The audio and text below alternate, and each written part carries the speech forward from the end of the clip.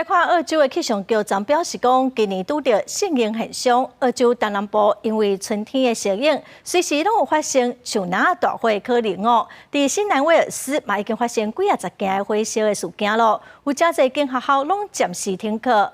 另外，政府嘛针对雪梨来发布全面的禁火令。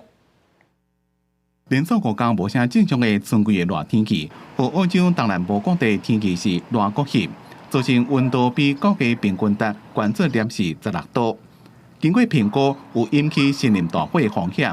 澳洲政府向雪梨发布全面禁火令，叫民众尽可能降低徛家火灾的风险。这也创下要到3年来的第一例。新南威尔斯州有21间学校停课。 We got attacked 3 times in the fires before, so we're just watching what's going on all the time. We're fire ready at home. 澳洲气象局伫19宣布适应现象出现，到18早起，新南威尔斯州已经有500多位消防员甲急救人员正伫咧努力拍61件大火，其中13件的火灾也无被控制。甲2019抑个2020年的欧式热天森林大火比，澳洲伫咧过去2个野火季是较平静。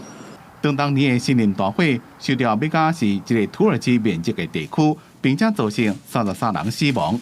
The Bureau is today declaring that an El Niño event is underway in the Pacific Ocean. Those conditions are associated or accompanied by an increase in fire danger and extreme heat risk.